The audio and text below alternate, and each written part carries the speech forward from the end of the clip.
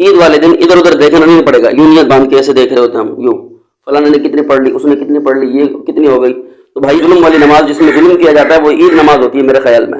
सबसे पहले तो ये समझें कि ईद की नमाज मर्द मुसलमान आकिल बालिग पर वाजिब है, औरतों पर वाजिब नहीं है।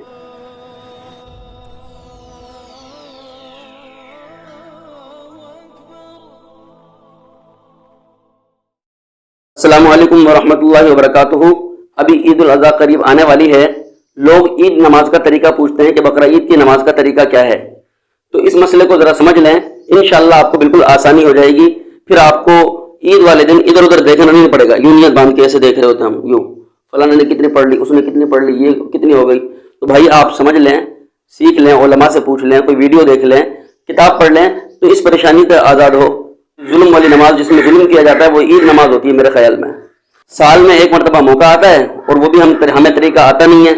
और नहीं तो सबसे पहले तो ये समझें कि ईद की नमाज मर्द मुसलमान आकिल बालिग पर वाजिब है, औरतों पर वाजिब नहीं है। और दूसरी बात कि ईद नमाज का खुतबा सुन्नत मुअक्कदा है, इमाम के लिए पढ़ना और मुक्तदियों के लिए सुनना सुन्नत मुअक्कदा है। अगर खुतबा नहीं सुना नमाज हो जाएगी, अलबत्ता गुनाह मिलेगा।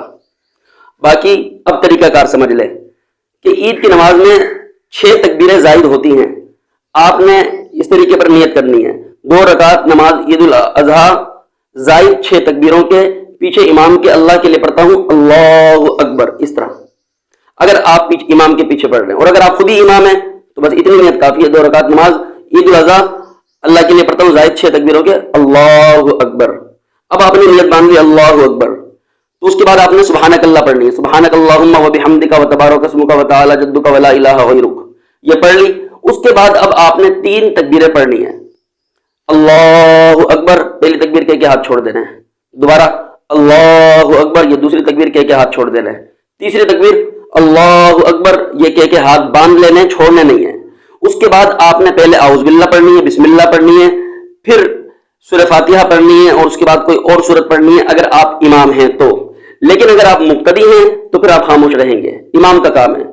सूरह फातिहा भी पढ़ ली, उसके बाद वाली सूरत भी पढ़ ली, फिर इमाम रुकू करेगा, मुक्तदी भी रुकू करेंगे। वही तरीका आम नमाजों की तरह है बाकी, कि इमाम और मुक्तदी दोनों रुकू करेंगे, उसके बाद उठेंगे, फिर सजदे करेंगे 2।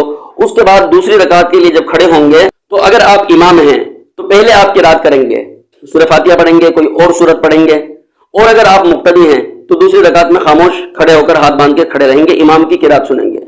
दूसरी रकात में सूरह फातिहा, उसके बाद कोई दूसरी सूरत पढ़ ली। उसके बाद रुकू में जाने से पहले अब आपने ये करना है कि 3 तकबीरें पढ़नी हैं, इमाम है और मुक्तदी दोनों के लिए। अल्लाहु अकबर, हाथ छोड़ देना है, अल्लाहु अकबर, ये कह के हाथ छोड़ देना है, अल्लाहु अकबर, तीसरी मरतबा भी कह के हाथ छोड़ देना है। चौथी तकबीर में हाथ उठाए बगैर अल्लाहु अकबर ये कह के आपने रुकू में चले जाना है।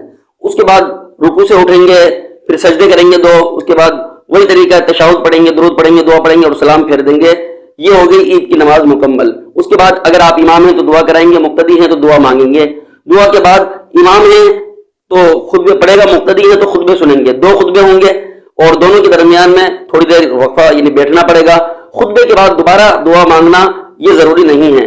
ये है ईद की नमाज का मुकम्मल तरीका, बिल्कुल आसान है, जिसकी वजह से हम अपनी ईद की नमाजों को खराब करते हैं जब हम तरीका नहीं सीखते। अल्लाह ताला से दुआ है अल्लाह ताला मुझे और आपको समझ की तौफीक अता फरमाए। वमा अलैना इल्लल